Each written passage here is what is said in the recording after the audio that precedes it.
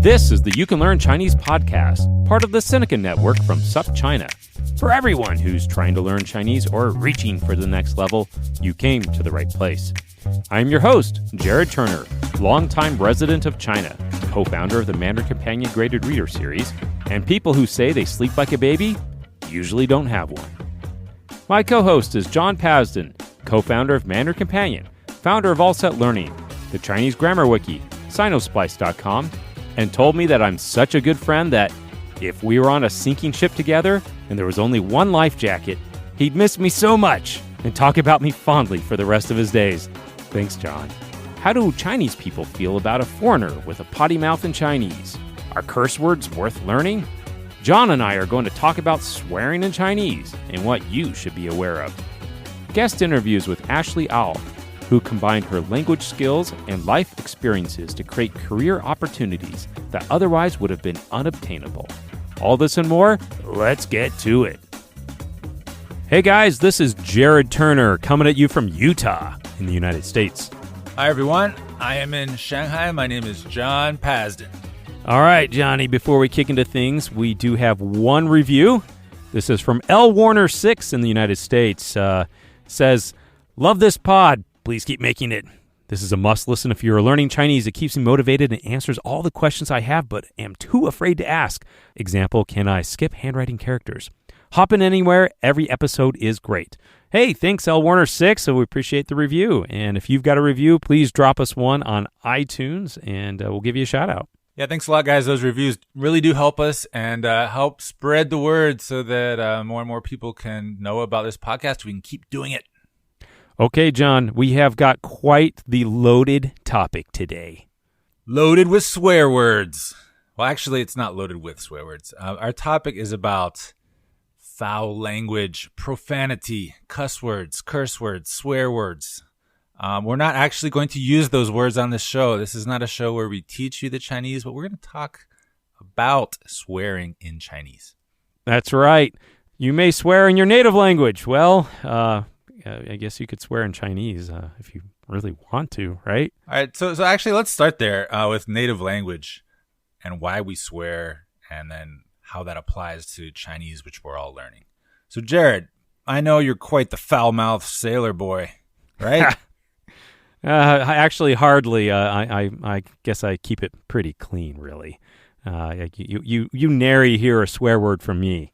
Yeah, that's true. Jared is quite clean. My public persona is pretty clean. I'm always made fun of for being squeaky clean, John. But I do use the occasional swear word when I'm in, private company. No one's recording. I do have a confession, though, John. I lived in England for a number of years, and there, damn and hell. I mean, I guess they're kind of like pseudo swear words here stateside, but they're like saying crap or something here in America. So. Once in a while, I let those go, but not too often. Wouldn't have it any other way, Jared. So basically, with these words, we got the G versions, like poop, and then we got the PG versions, like crap, and then we got the PG-13 versions, SH. I'm not gonna say that one. And then we got the R words, like the F-bomb. So because we're not gonna go into the actual words in English or Chinese, I just want to put that out there. So when we're talking about R, we're talking about like F-bomb, HBO, that level. That's right. Stuff would say, do you kiss your mother with that mouth? All right. All right, and you'll notice that in English, as well as in most languages, pretty much all of these bad words, they're related to certain taboo things like sex and the body, or, defecation, or religion in some languages. So in Chinese, maybe not so much with the religion, although there are some very nasty things you can say to people which involve their ancestors. It's kind of interesting. Mm-hmm. You don't really have that in English, but in Chinese it does go there sometimes if you want to be really mean. So I think it's interesting. Why do we care so much about these curse words in a foreign language? What do you think, Jared? Well, I mean, I guess it's one of those things. Sometimes, if you use that in your own language, you may desire to find those in the language that you're learning. But also sometimes people use that to express themselves in maybe more forceful ways.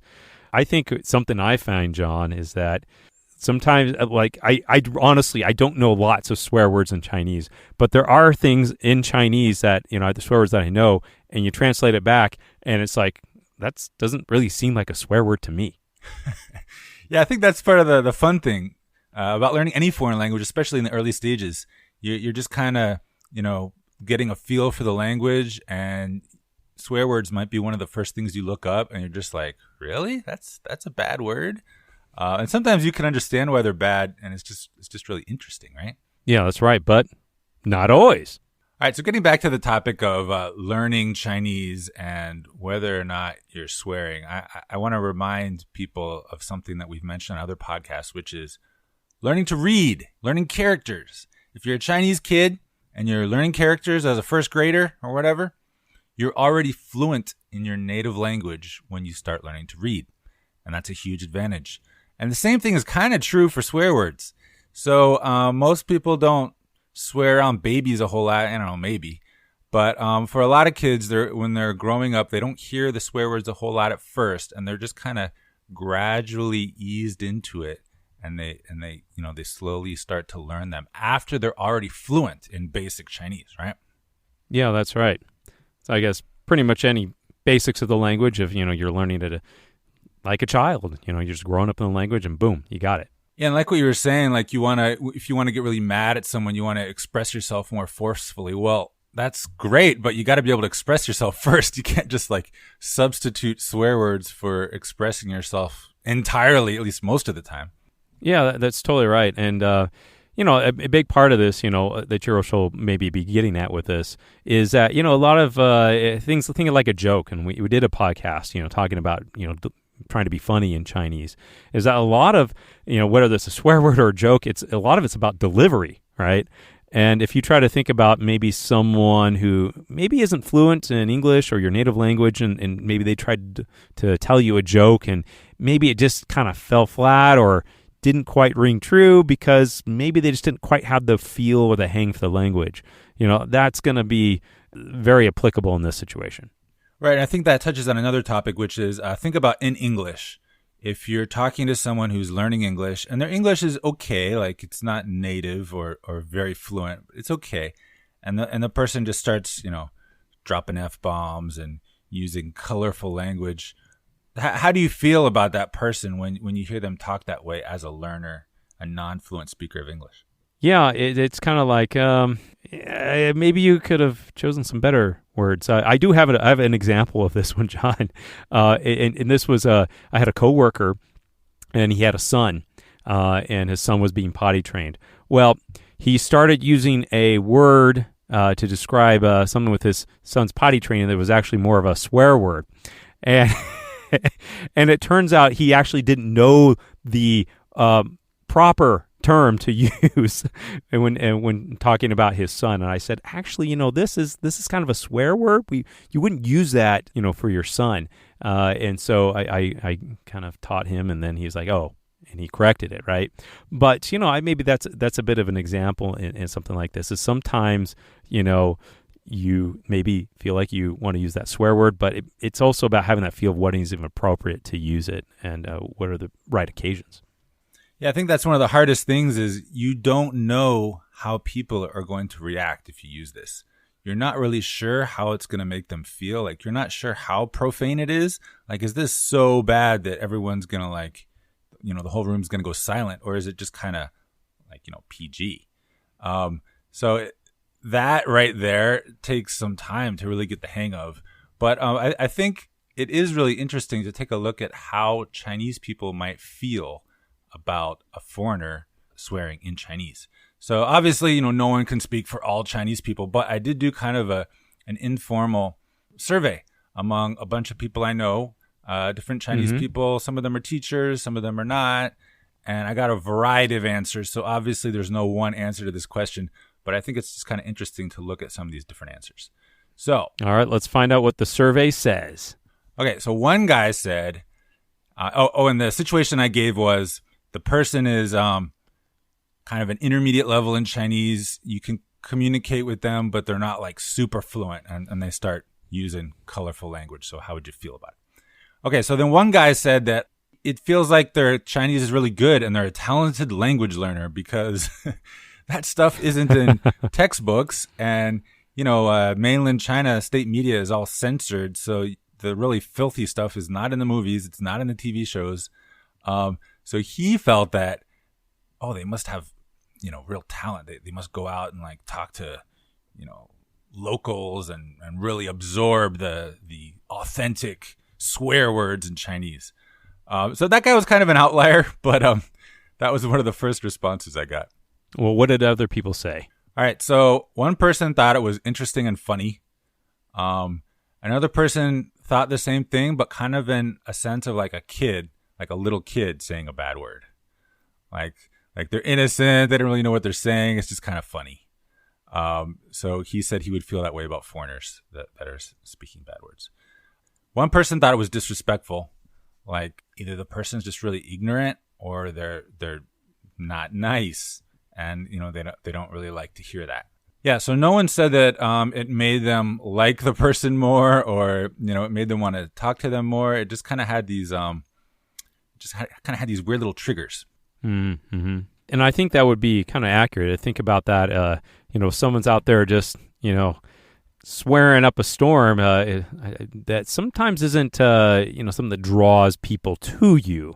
And I think it's maybe about occasions when you might actually use those words.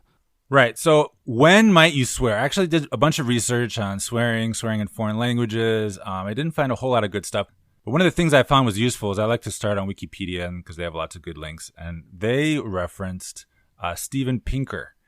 And he says there are 5 possible functions of swearing. And so I want to go through this. It's a pretty short list, very easy to understand. And whether or not we might consider doing that in Chinese. You can think about this yourself. All right, I'm ready, John. All right, so the first one, abusive. Swearing intended to offend, intimidate, or otherwise cause emotional or psychological harm. All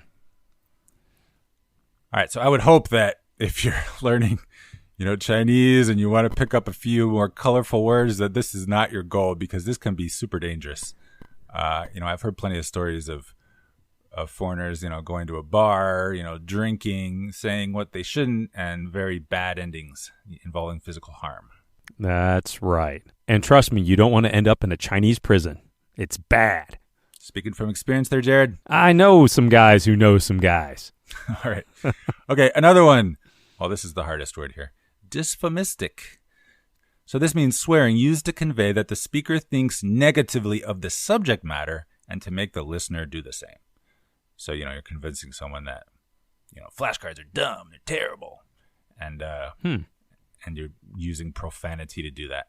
You think you might do that in Chinese? I maybe. I try not to do that, period. But I guess well, it's certainly less dangerous than abusing someone verbally, right? Oh, quite so. That would be definitely the lesser of two evils. Okay, so the third one. This one's pretty good. Cathartic, swearing used in response to pain or misfortune. So I feel like this one might be one of the first ones that people learn. Like, everyone has that story when they were like 5 years old and their dad hit his thumb with a hammer and they learned a new word, And yeah, according to some research, swearing as a response to pain can actually help reduce the pain. Interesting.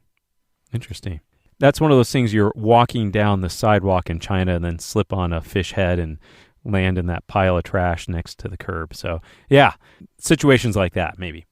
Yeah, and if you're at the level where, you really want to dip your toe in that dirty pool, then this might be a good place to start, because really it only takes a word or two to have that cathartic swearing. Okay, next, emphatic, swearing intended to draw additional attention to what is considered to be worth paying attention to. And, emphatic being like intensifiers, right? So in English, F-bombs are very versatile in this way. Yeah, I think this is something people would use this to like emphasize a point or try to, be funny, right? Yeah, and this is one of the ones that I think you'll hear the most. People inserting these little intensifiers. There are certain ones that are pretty common. So if you hang out with anyone that uses any kind of a colorful language, then you'll probably be exposed to this one as one of the first types. Okay, and then finally, idiomatic, swearing used for no other particular purpose, but as a sign that the conversation and relationship between speaker and listener is informal. This one was kind of interesting. So it's like, we're all friends here, so I'll just say some bad words, and we feel closer, I guess. For no particular reason at all. But like an example that was mentioned in some of the research, because there's actually a lot of research done on swearing, both in psychology and in linguistics. And one of the examples they gave for like this kind of in-group, solidarity creating swearing would be like sororities and fraternities. Like those people like to swear up a storm. Swearing like a sailor. So I don't really know, because I don't think I hang out with those types of groups, but I don't know, maybe the old guys that drink and play cards or mahjong or something, I bet they have their own colorful way of communicating. Yeah, I think Donald Trump calls that locker room talk. Okay, so those are the 5 types of swearing according to Steven Pinker. And like I said, probably cathartic and emphatic are the easiest to pick up, place to learn, even if you don't want to say it, just kind of want to learn what people say. And the others can be much more difficult and potentially dangerous. Okay, so I want to get into the main question, which is, should you learn it? And if you do learn it, how are you going to do it? And I read a lot of stuff on this. There are a lot of opinions out there. There's even this one blog post I read called "Why Swearing is Essential in Learning a Foreign Language." And I was like, what? But it turns out that was a bit of a clickbaity title. And what he wanted to say was, if your level is high enough, then eventually you kind of have to know all those words. And I think that's something that pretty much everyone can agree on. You can't get to a really high level and have no idea what any of the bad words mean, right? Yeah. I can chime in on that. Like, I am not able to use a lot of swear words. I know some, but when people swearing at me, I know what they're saying. So it's like it's more in my receptive vocabulary than in my working vocabulary. Right. So I think it's pretty clear what the first step should be. So the first step is you learn the basic bad words. So you can do this from friends. You can do this by going on YouTube and looking up Chinese bad words or whatever. And if you watch enough of these, then you start to realize that there's a pretty short list of the words that people use a lot, the bad ones. And some of them actually are in movies, the ones that aren't quite as bad. Yeah, quite so. And once again, there's like kind of those borderline swear words that, maybe they're just more vulgar, but they're not actually a full-out insult, like a swear word. Yeah, and if you see those in movies or Chinese TV shows or whatever, then you know that they're not super bad. But again, that's something that you should probably check with a teacher or a trusted Chinese friend on before you just start inserting it into your language. So this is point 2 on the advice I want to give is after you kind of learn the basic bad words and you know them in theory, then you need to start observing the usage around you. So like I said, there's no Chinese HBO. So you can't just watch a bunch of TV shows or movies to pick these up. But if you have the fortune of being in China, then you can hear these around you if you kind of go to the right places. And it's that kind of exposure where you hear them, you're like, oh, that's a bad word. Okay, so he's probably saying that because he's mad or whatever. You need this exposure. You need to build this up, this input, right? Comprehensible input, before you want to even attempt trying to use them. And I will say a note on this is sometimes trying to translate your swear word just doesn't work. I do have a funny example of this. My kids are in Chinese dual immersion here in the States, and it appears that the kids, for an insult in Chinese, they call each other piguto, which translated as butthead. But it's not like a thing in Chinese, right? Right, that's just weird. It sounds funny, but I mean, I'm like, and kids are saying it, I'm like, that's not a thing. You don't say that. You could say, you dumb egg, bandan, right? But once again, you say that in Chinese, the kids here, because they're not living in China, they're kind of like, well, that doesn't sound strong or insulting, Yeah, that's a good example. Go with, stupid egg. What an insult, huh? Yeah, I was like, what, really? Yeah, that's one of the kind of PG ones. Yeah. And there's a lot of ones like that. Once we were going to, like one I do know is 250, right? Say that one in Chinese. yeah, it's not bad, but it's kind of more of just an insult. Okay, so you learn the basic words, you observe. Hopefully you have some way of doing this if you really care about profanity in Chinese. You're getting plenty of input, and then eventually, once you get enough input, you should start to feel comfortable. If you really want to be able to use these, you want to make your speech more colorful, you want to be able to speak a little bit more like you do in English, but in Chinese, then you can start doing it. So remember, this is something that's kind of an advanced level that you want to be at to be attempting. Unless you're just with friends and you just want to like try to make them laugh, and you're not trying to be natural. You're just like, but, and everyone laughs. You could do that. But I'll say overall, John, my take on this is that, hey, yeah, these are some things you can use. You can go out and learn this. This probably be more applicable if you are living in China or around a lot of native speakers. But, overall, I think we in general encourage people, hey, focus on finding those useful words. If you happen to be in the situation where these happen to be useful words, maybe so, right? But there's so much to learn, and there's so many different ways to express yourselves in your native tongue and in Chinese. So the possibilities really are endless. And I want to remind you that there is potential for making the situation really embarrassing and giving a really bad impression. So this is definitely something that you don't want to just throw out when you're with people you don't know. Get to the Chinese level first before you take that plunge if you're going to do it.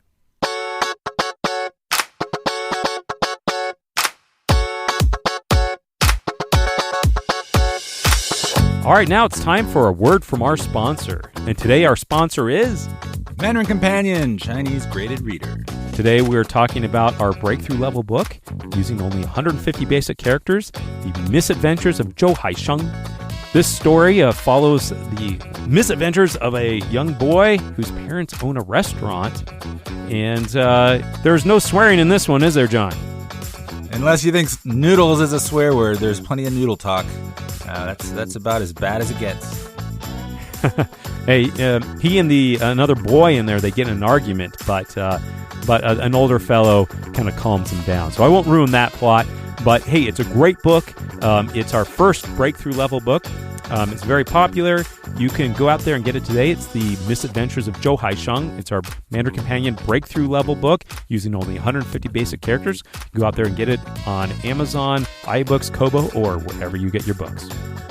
This could be the first entire book that you read in Chinese, so check it out.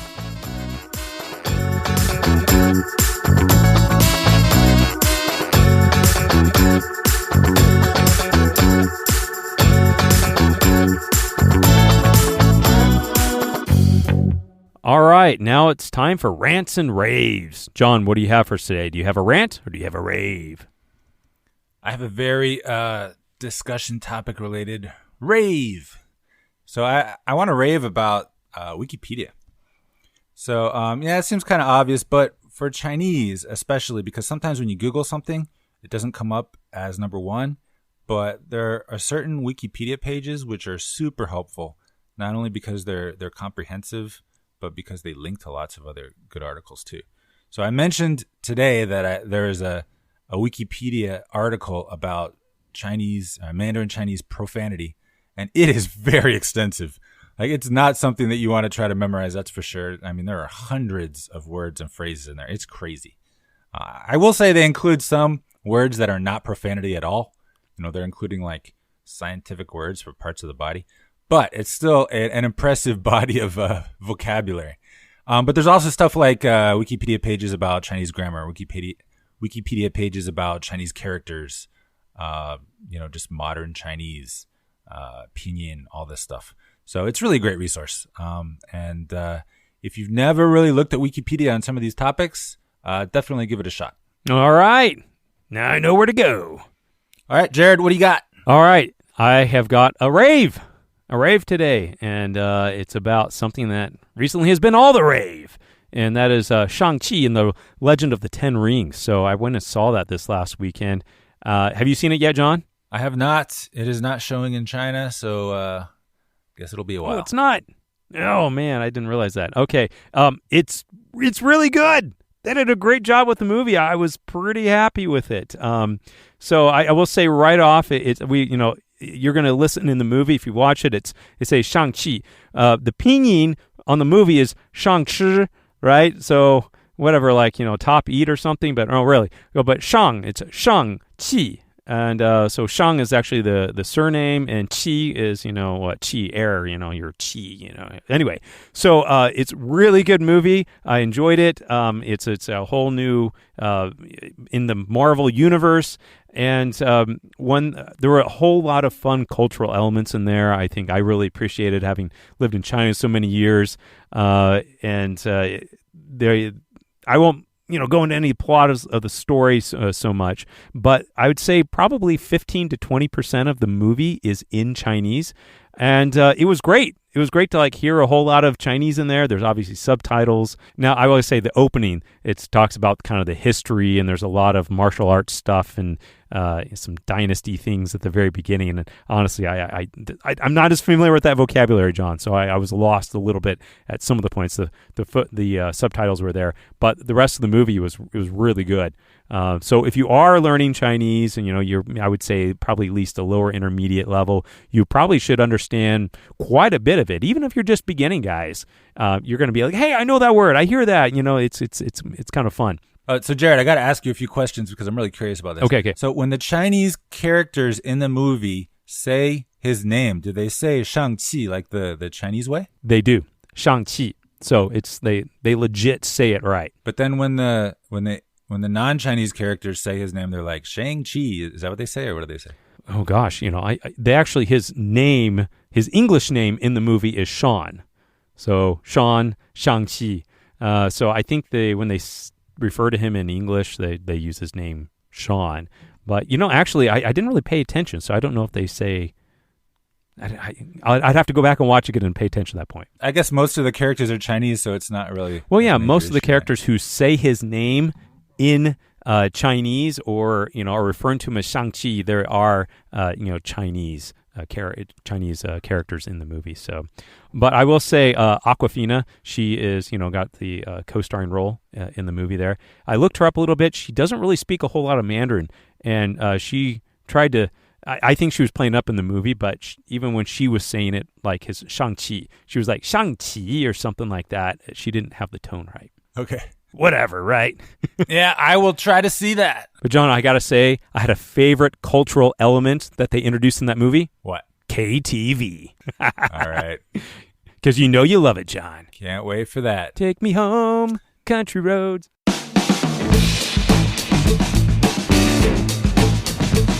My name is Ashleigh Au. I am a Canadian business consultant. I'm a founder and an entrepreneur, and I specialize in connecting China with North America and really bridging cross-cultural communications. And I have a few passions around that, which are working with women entrepreneurs, and I also am pretty active in the education and philanthropy spaces. She also forgot to add a mother of two. Ashleigh's motivations to learn Chinese changed over time, but as her skills grew, so did her opportunities. However, Ashleigh has never stopped learning as her life's work continues to progress forward, making an impact in countless lives along the way. Stay with us.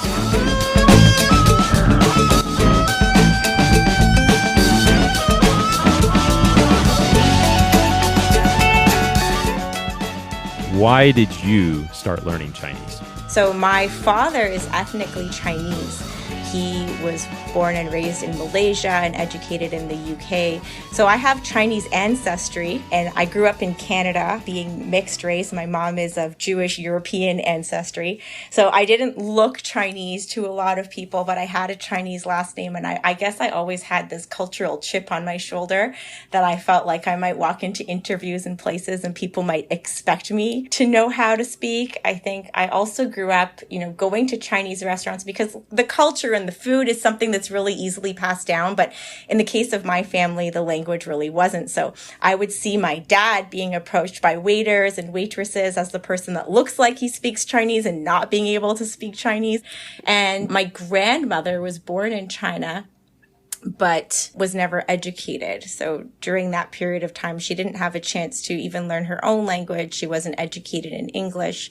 So my relationship with her growing up, whenever we would get to see each other, she lived overseas in Malaysia while we lived in Canada. There was also that linguistic divide. So I guess for all of those reasons, I was really interested in learning Chinese. I think it was probably one of my earliest life goals. And so what I'm hearing from you is that your father really didn't speak much Cantonese. Is that correct? That's right. So my dad, he was hearing it as a spoken conversational language, maybe around the dinner table, clean up your room, pick up your toys, for a scolding, but not for an intellectual discourse or a conversation. And his education was primarily in English. And he also left his family home at about 17 years old and then received his university education in English and immigrated to Canada. So he's by no means a fluent Chinese speaker. He is illiterate in terms of recognizing characters, or as I referenced earlier, being able to read a menu.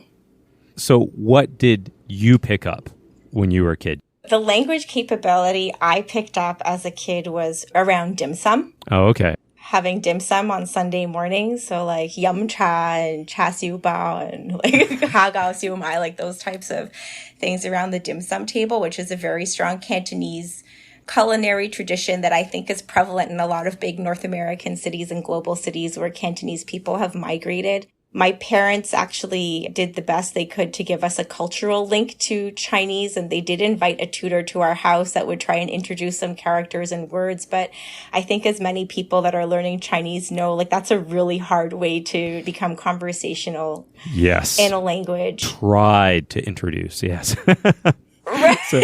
Exactly. I mean, I hope that there are probably some listeners out there that think of Chinese as a heritage language and try to pick it up, even though their own family may have lost that link to the spoken language. And it can be really tough if you look like you speak the language and you don't speak the language, and people make assumptions about it and you don't. So, I mean, I saw my father experience that as an English-speaking immigrant to Canada, who looked Asian. And that is probably one of the big reasons that propelled me to want to learn Chinese.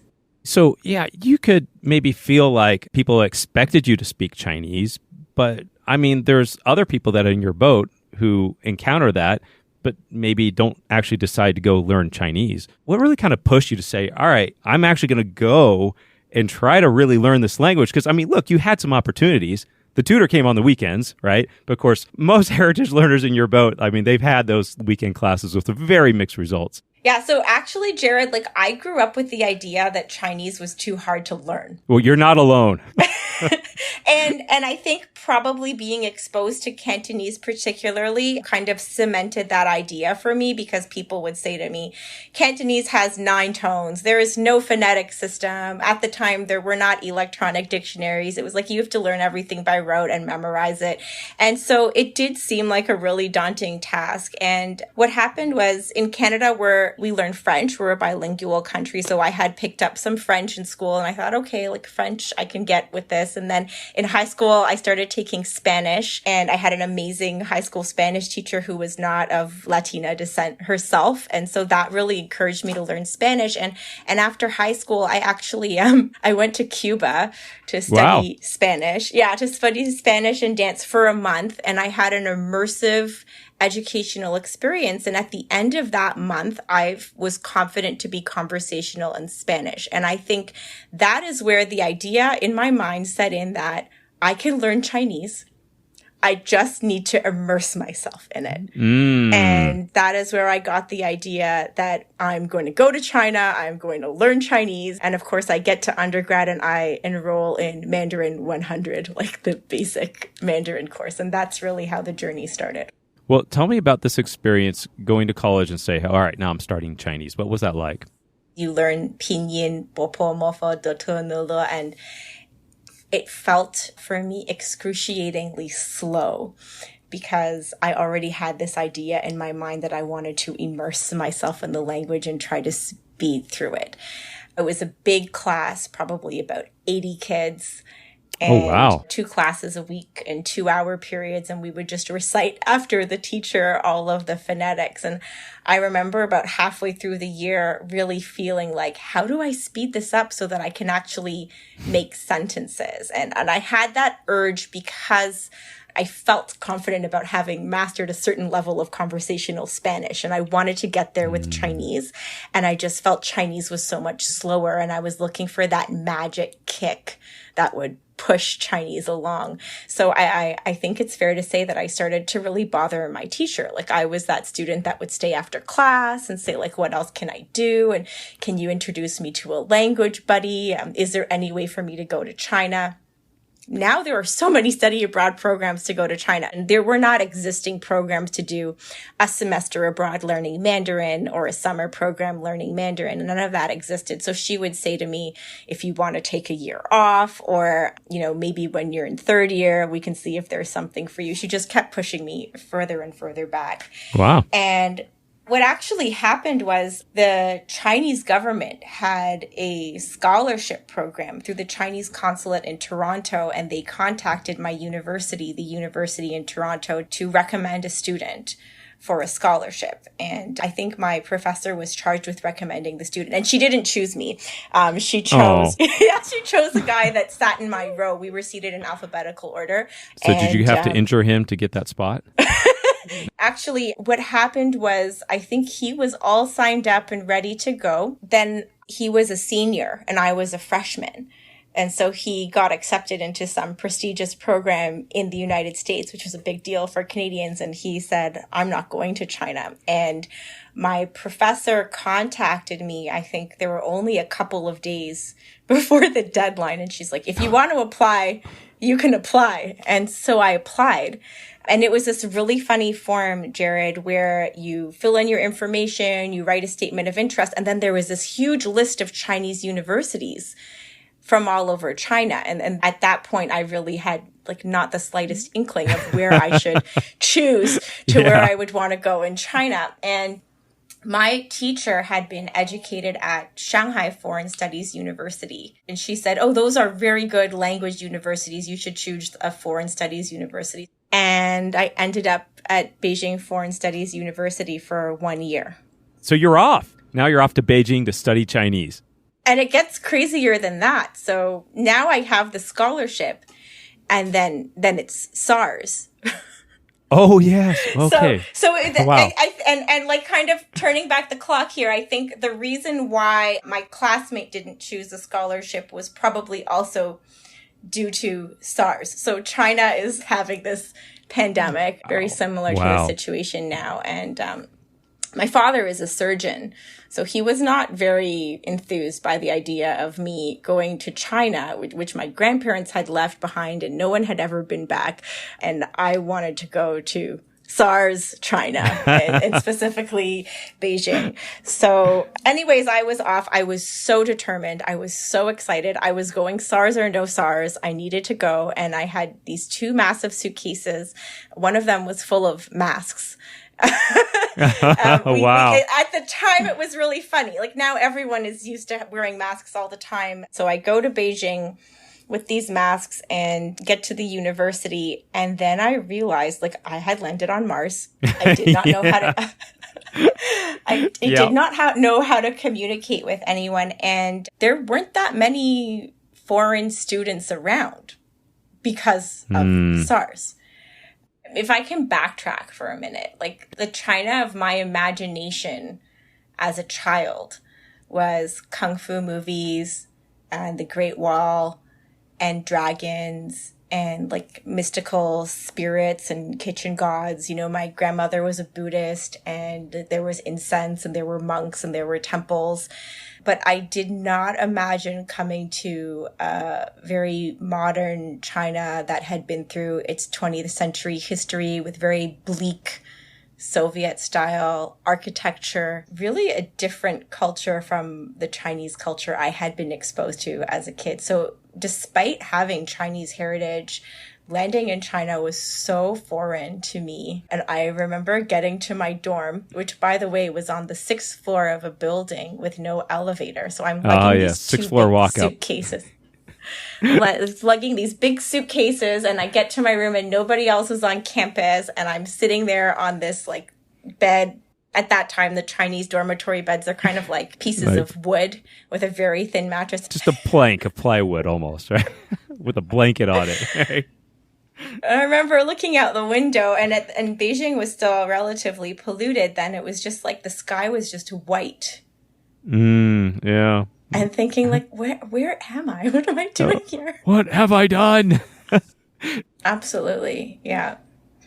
Like the first few days that I got to the campus in Beijing, I didn't meet a single other person who spoke English. And that's where I realized that despite my first year of Mandarin textbook studies, I hadn't progressed enough to be comprehensible to anyone.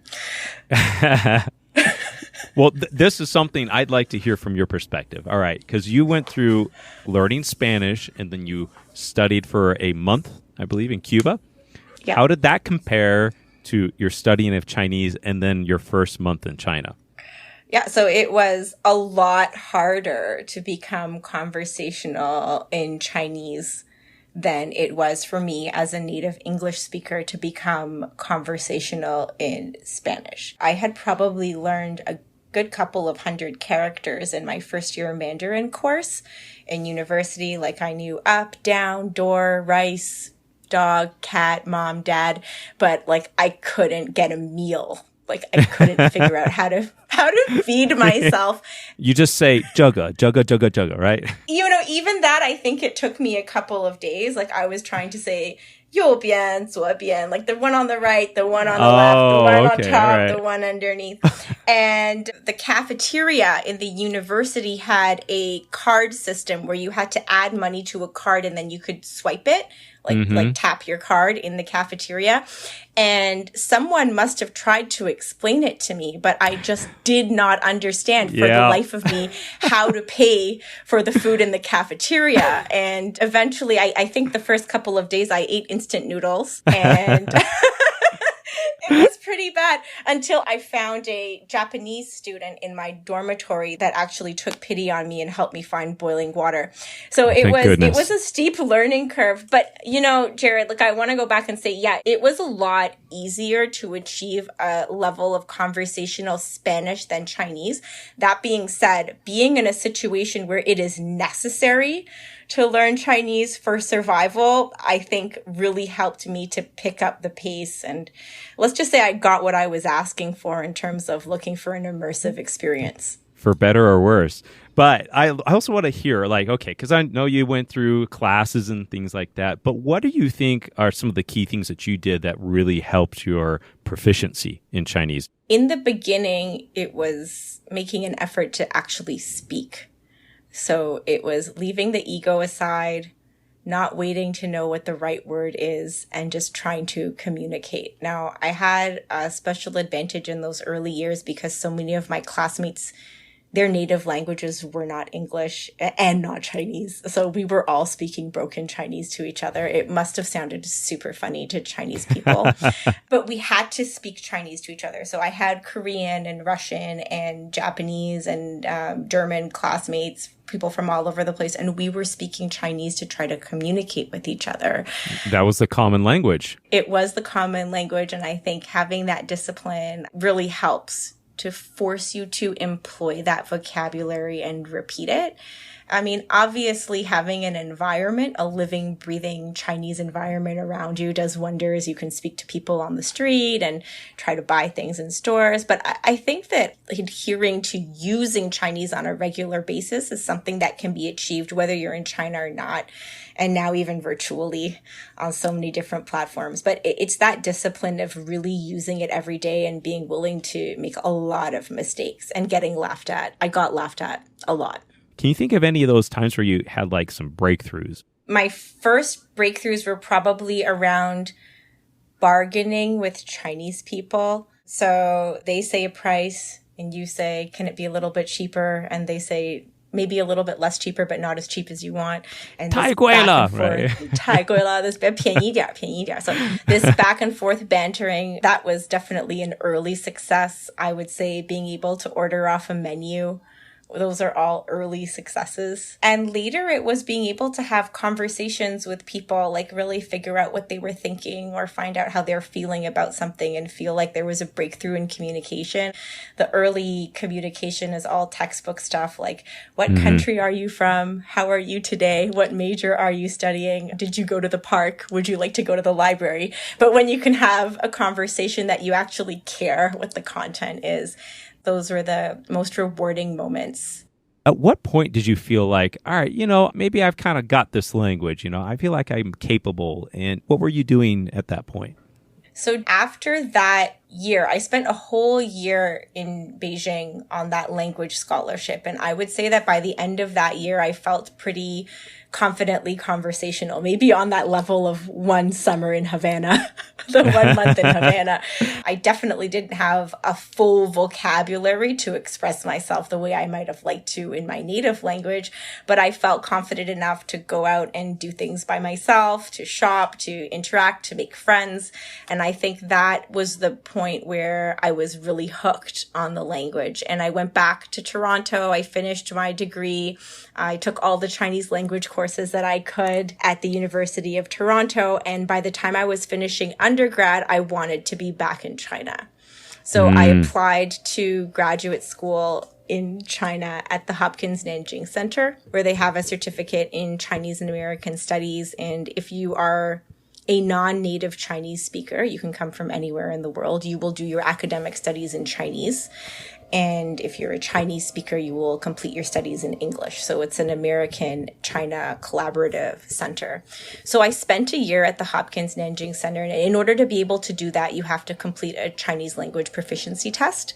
At the time, it was the HSK test. And I was in Nanjing for a year, and I did academic studies in Chinese. So I had to read research reports and papers and try to write essays. And that was a very humbling experience because that's when you realize there is so much more out there for me to learn.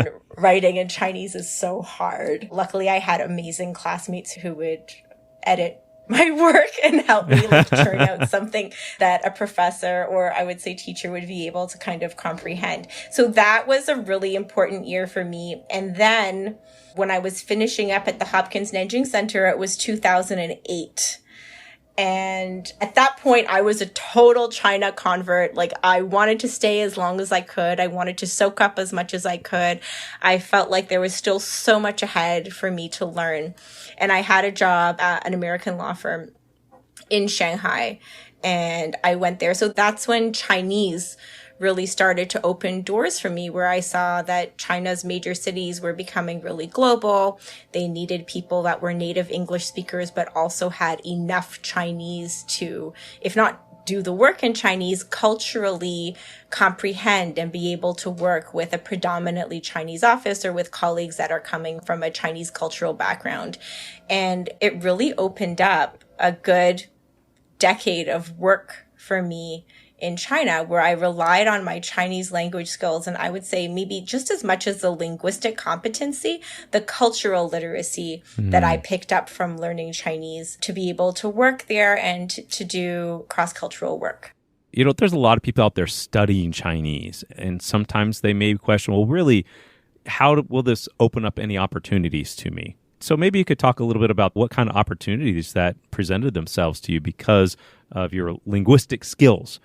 I think that immediately we think about learning Chinese to work with the China market or the Chinese cultural market, right? Like as a communications tool.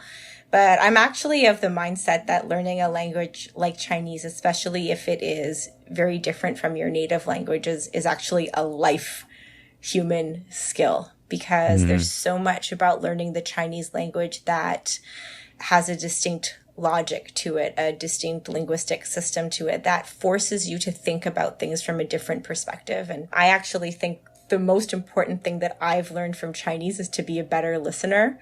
When I'm in a conversation, I try to be more thoughtful about the person at the other side of the table and think, what are they really trying to communicate? Because it's not always the words alone that convey the message. There might be some thinking, some background, some nuance.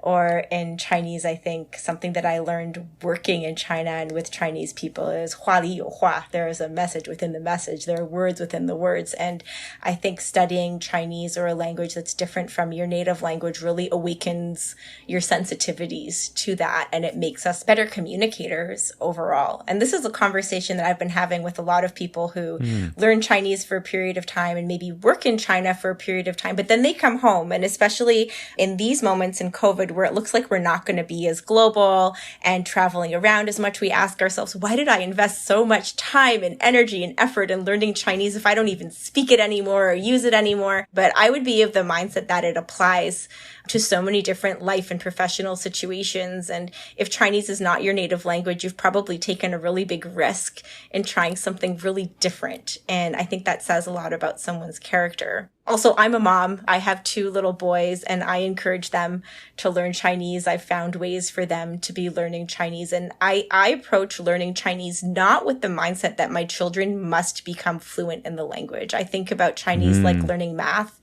or learning music, which I think is just a different language that is really a creative outlet and a window for them to look at the world in a different way.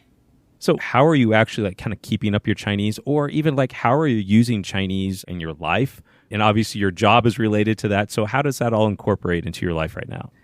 After the financial crisis, I worked in Shanghai for a US law firm for a couple of years. And then I worked with a Chinese property development company, taking care of their international public relations for 7 years. So like working with China and managing cross-cultural communications has been really the bread and butter of my career. I relocated back to Canada in 2017, so it's been about 4 years now. And I have continued to work as a consultant, helping organizations resolve the same communications issues. And I primarily work with Chinese organizations that are dealing with either North American consumers or partners or an audience, I think overall, and sometimes with Chinese organizations that are even based here in Canada, but still want to have a multicultural mindset. And I've done the opposite as well with more Canadian organizations that want to get in touch with the Chinese community. Like now we're living in such a multicultural and diverse world. I think having Chinese has enabled me to continue to play the role of the bridge, sometimes linguistically, but sometimes, even speaking mostly English and using my cultural ear to make sure that things are getting done and that people are connecting and projects are happening. So that's really how it has enriched my life. I do continue to maintain a number of friendships with people that are predominantly Chinese speakers. So I keep those friendships in Chinese. And I also continue to study Chinese. I have 2 Chinese tutors, one that is really focused on just conversation and talking about current events, and another tutor that I actually got more recently to really work on vocabulary acquisition. And I think some people, maybe at first hearing your story, they're like, oh, you have Chinese heritage, right? There is sometimes that perception of like, oh, it's kind of your birthright. It's a little easier for you. But, what I really like hearing about your story here, Ashleigh, is that you've had to work for this. It's not given to you. And Ashleigh, one thing I also want to hear a little bit about, you're involved in some charity work. So when I was working in China for a Chinese property developer that was run by a woman founder and a woman CEO, as a young woman professional, I was so inspired to have that type of role model in the workplace. And I think just having the opportunity to live and work in China, I witnessed a lot of senior women executives doing so many amazing things, even more than I had ever witnessed in my home country in Canada or in like mass media in North America. So that made a really deep impression on me. And I got to be active in that space, in women's leadership, having been around women corporate leaders for a period of time. And it came to my attention that there was a Chinese Canadian woman who she herself had grown up in China and had spent the Cultural Revolution in rural China. Later, she had immigrated to Canada and had her own family, and she started a charity called Educating Girls of Rural China that supports high school and university level girls from those rural areas to obtain their high school and university education. And a lot of the times these girls are coming from families where they're either single parent households, orphaned households, they are left behind children, or their families simply do not have the economic means to pay for their education. Or more recently, there have been improved government reimbursements for education and support to that education. But if the family has multiple children, or they really need someone to work and make an income to support the rest of the family, in many cases a brother or other siblings, it tends to be that girls drop out of school and don't complete their education. So when I learned about this organization, I was really inspired, first of all, that there's a Canadian link because the founder, Qing Tian, is a Chinese Canadian.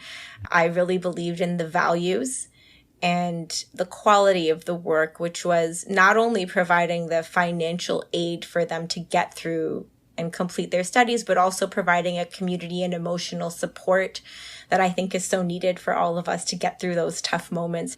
So I became involved in the organization very shortly after I came back to Canada, I guess around 2018. And I currently serve as executive director for Eastern Canada, and I really help with the fundraising and raising awareness for EGRC.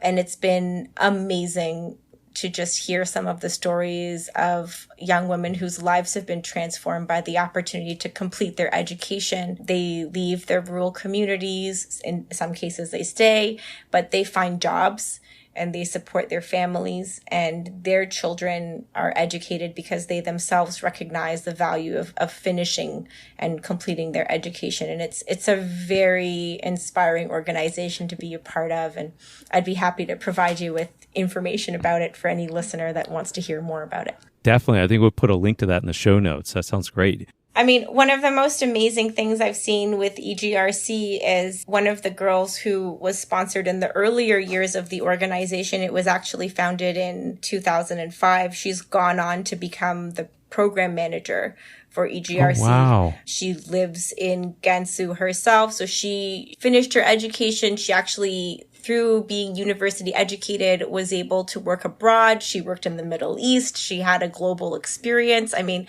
EGRC changed her life. And later she made the decision to go back and work for the organization full time. And you just see it come full circle.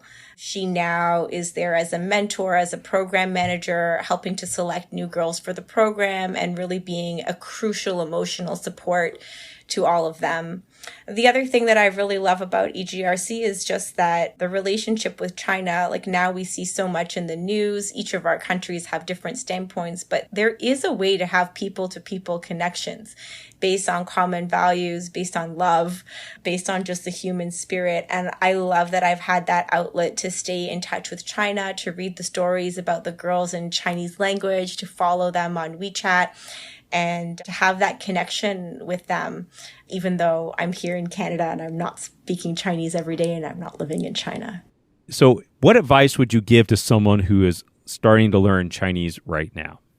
I always think it's easier to learn a language if you can choose an angle or kind of a hobby in that language that excites you and gets you interested about it. So like for me, I remember there were a couple of TV series that I watched in my day that would have both Chinese and English subtitles, and I'd get hooked into the story and I would take notes and I'd write things down, and that would kind of get me into it. I think for some people it's maybe music, like learning some songs, or maybe it's learning about food. Like now on YouTube, you can watch chefs do like tons of different recipes. So I always feel like if you can find one little piece of the culture to kind of give you a bit of a channel to loop yourself in a bit more, that's probably a tip that I would give. I also have a book recommendation. There's a textbook that I came across while I was studying. I didn't get to use it myself, but it's by a guy called Zhang Peng, like 朋友的朋, 两个朋. Mm-hmm. And, you know, a lot of Chinese textbooks introduce the language to you as a dialogue. But this book introduces the characters to you as building blocks that you just move around into different combinations to make words. And I remember when I found that textbook, I thought, oh my gosh, I wish someone showed me this in the beginning, because then I would have thought about it not as translating my language into Chinese and my thoughts into Chinese, but actually taking the building blocks and constructing sentences in the way that Chinese people are making the sentences. So That was like a really interesting idea to me. I think if what we have to do as Chinese language learners in the early days is try to abandon the idea that I'm learning how to say this exact idea, this exact thought in my target language. And instead, I should try to be more sensitive to how do they express a similar idea and try to adopt that way and wrap our minds around the logic of how the expression is working in that language. And if you can do that early on, that's probably like the hardest thing to unlearn, like later on, if you develop those bad habits around your expression. So if you can try to get as native as possible early in the game, that would be my big advice to Chinese language learners. Like now there's so much out there, like go for it. I totally agree with that. Well, Ashleigh, thank you so much for sharing your perspective. I'm so grateful you take the time to share that with me and with everyone else listening. Thank you, Jared, so much for having me. It's been a pleasure, and learning Chinese is a passion, I think, of both of ours, and happy to be here. Thanks so much.